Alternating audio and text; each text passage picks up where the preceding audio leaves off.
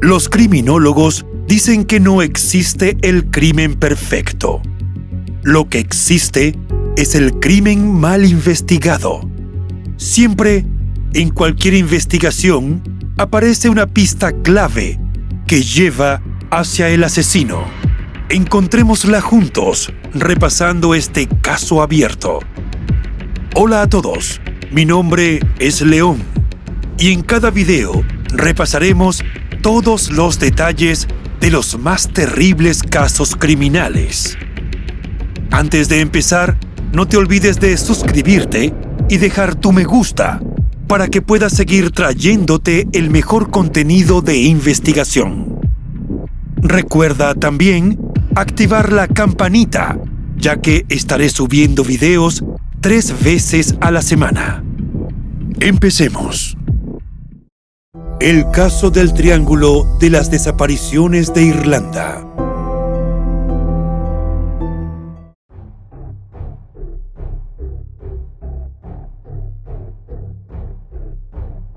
En Irlanda, aunque es muy poco conocido, existe un sitio llamado popularmente el Triángulo de las Desapariciones, que puso de cabeza a las autoridades a finales del siglo XX y que aún hoy sigue siendo objeto de investigación.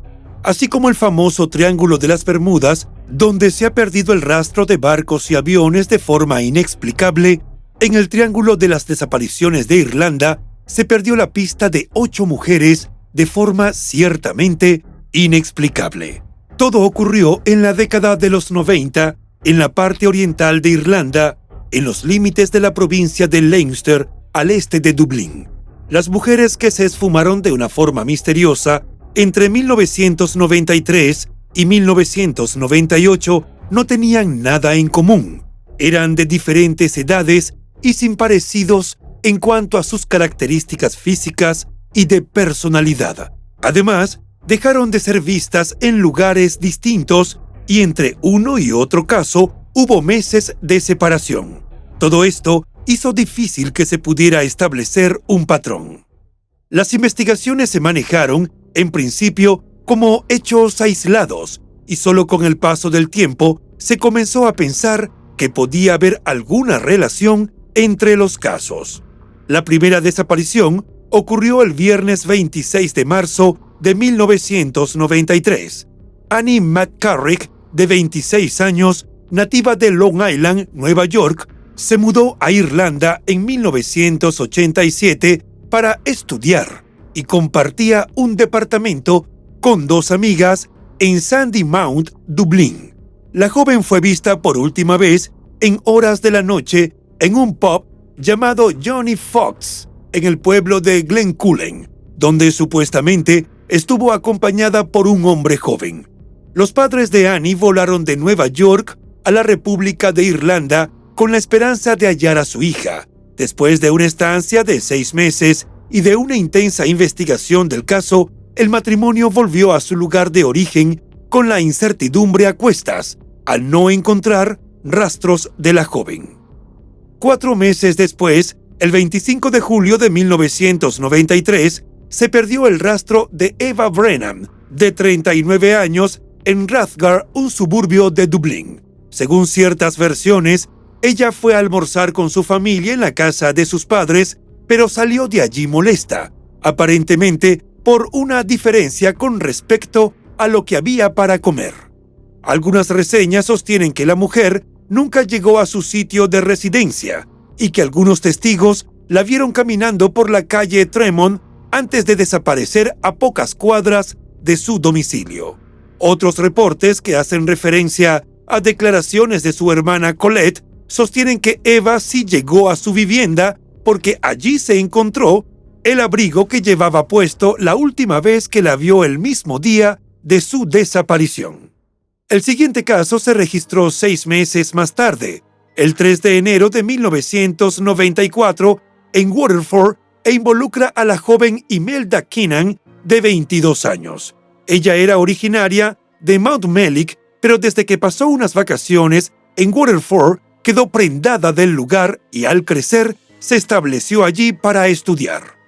Algunas fuentes en habla hispana que reseñaron su historia refieren que Imelda desapareció luego de salir de la casa de un amigo rumbo a su domicilio. Sin embargo, en reportes de medios locales y de la prensa del Reino Unido, se informó que justo antes de perderse su rastro, la joven estaba en el departamento en el que vivía con su novio en la calle William.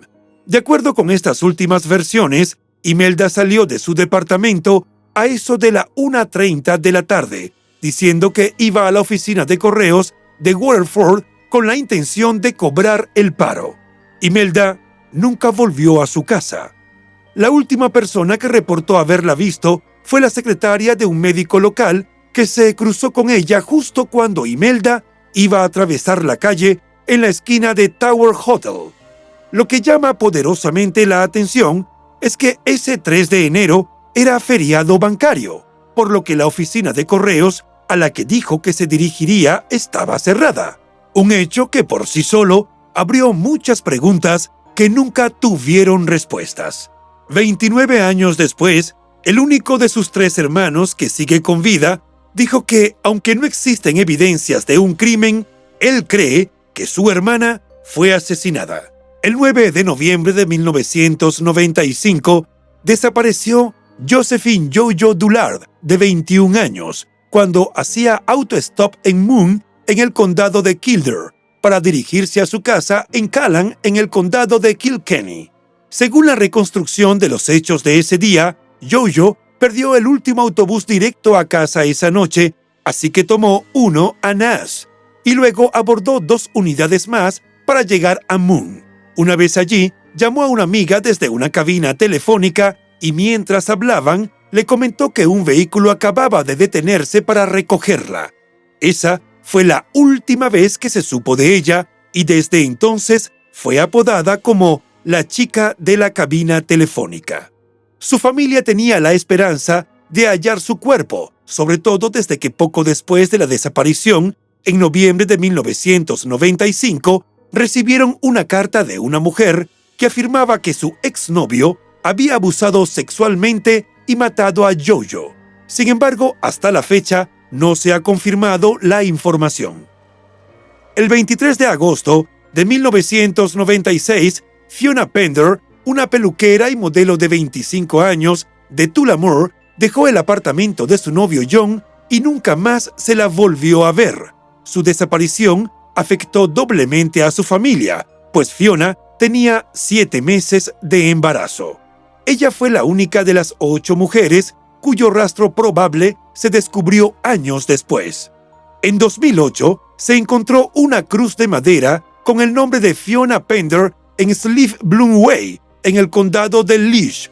Aunque la policía hizo una búsqueda exhaustiva en el área, esta no arrojó resultados. Sin embargo, se sigue sospechando que esa cruz fue colocada allí por alguien que sabe qué fue lo que le ocurrió a la joven. 6 meses después de la desaparición de Fiona, se denunció la de una adolescente de 17 años llamada Ciara Breen, a quien algunas reseñas identifican como Kiara. Fue el 13 de febrero de 1997 cuando la jovencita se esfumó directamente de su casa en Dundalk. Aproximadamente a la medianoche, la madre y la hija se fueron a la cama.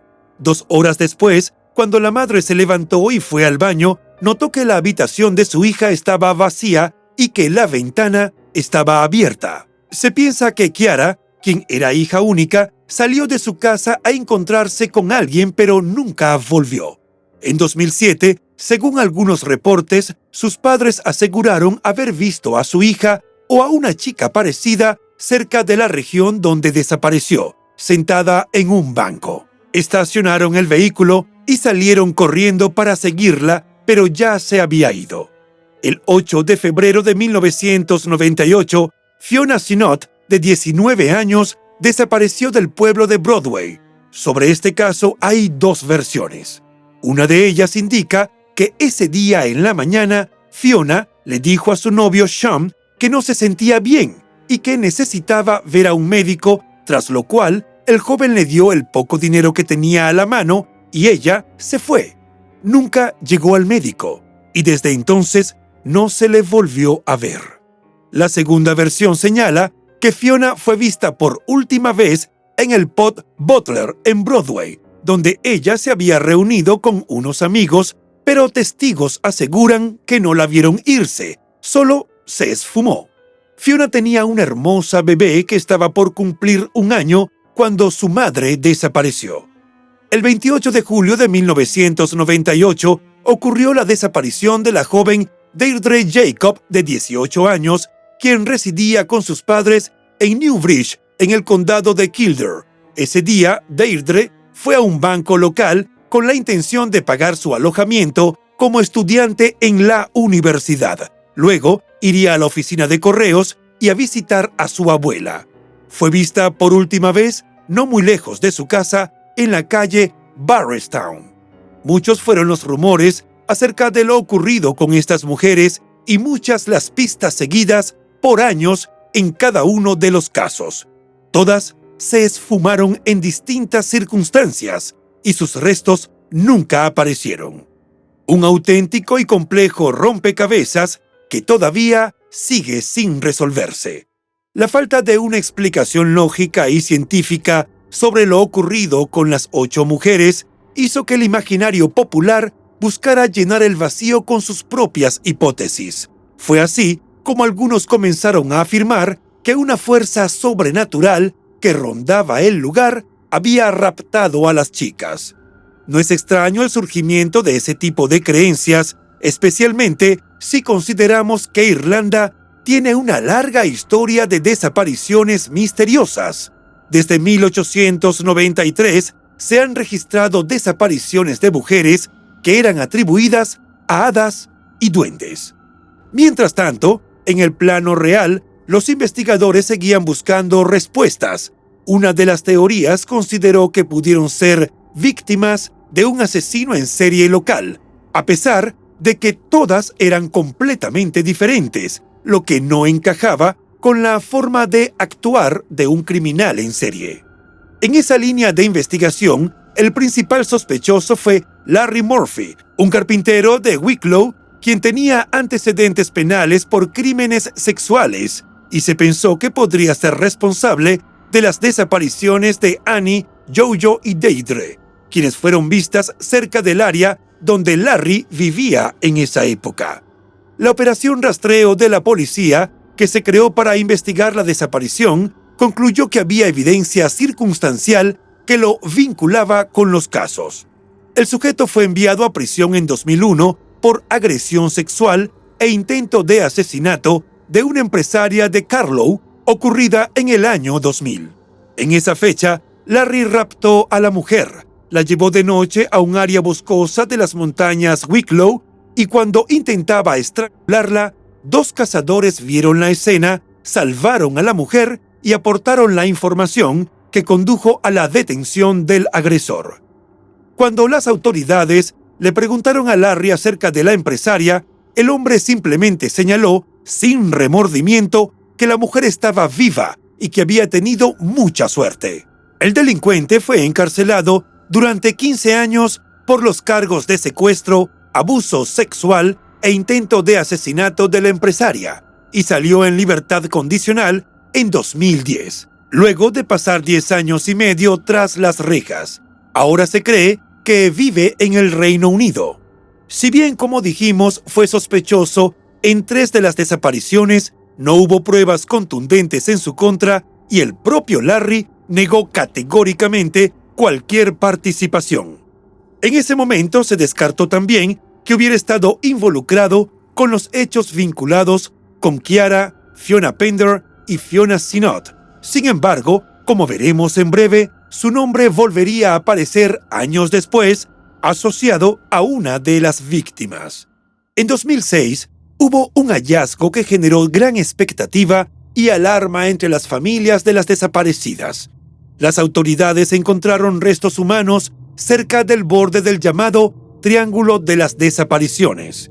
Sin embargo, los estudios practicados determinaron que los restos databan de principios del siglo XX.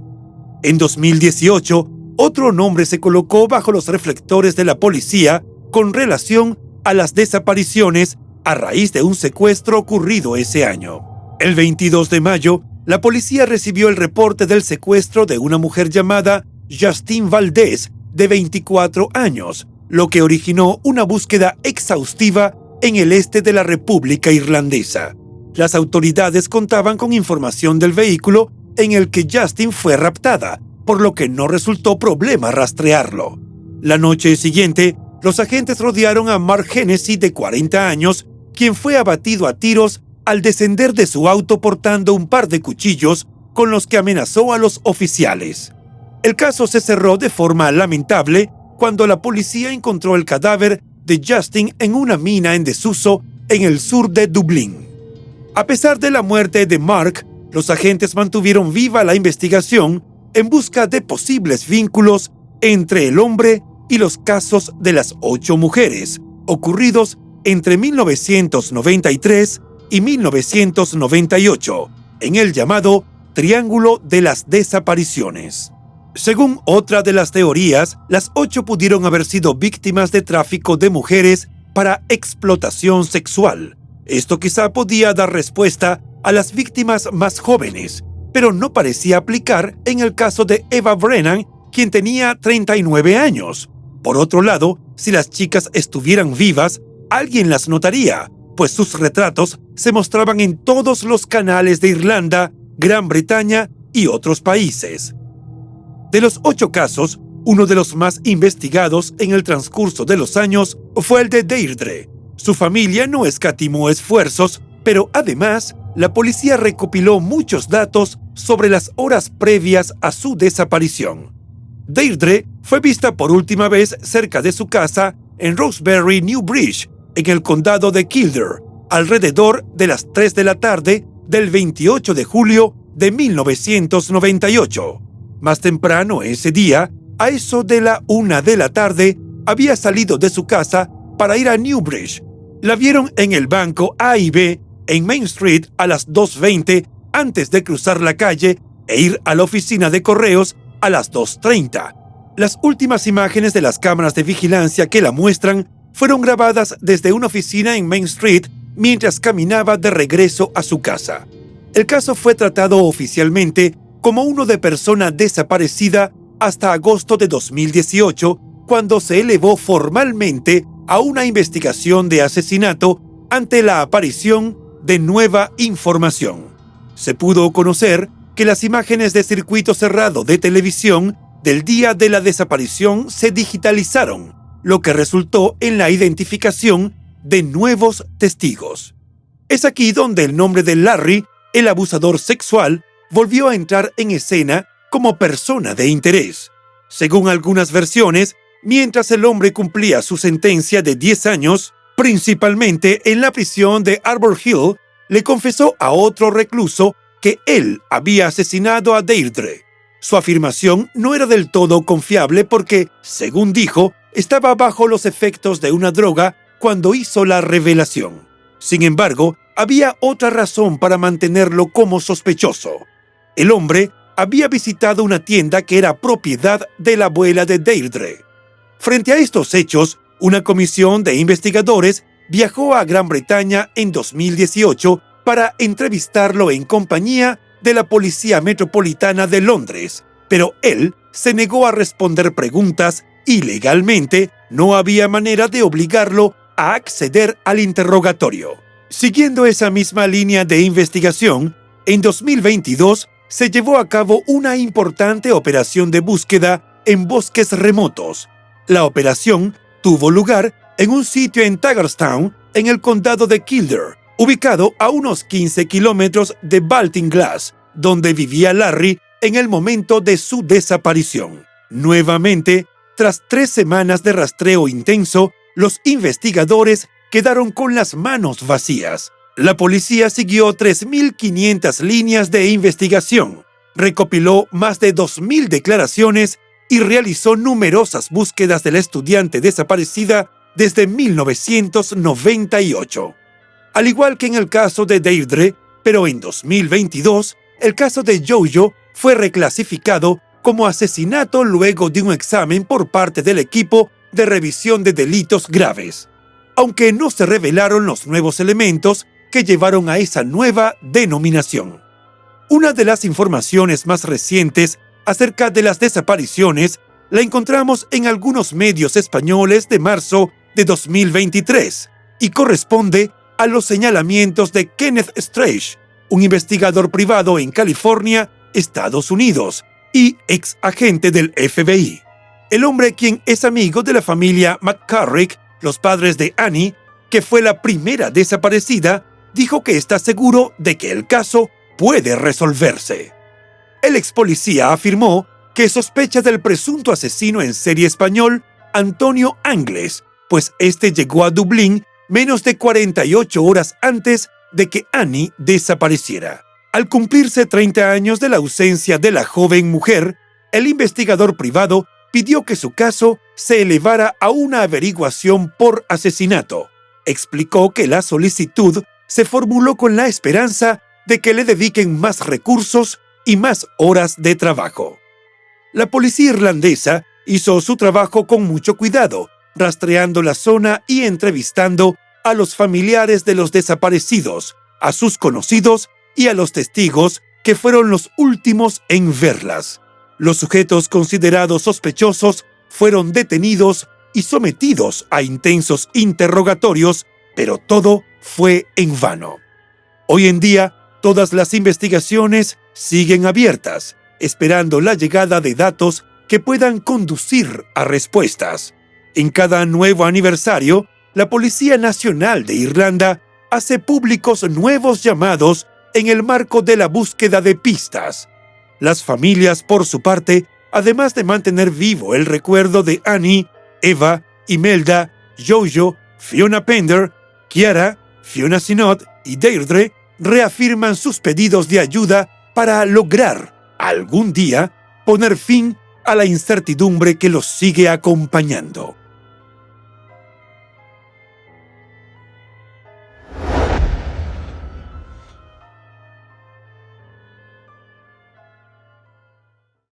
Y bueno, hasta aquí el caso de hoy.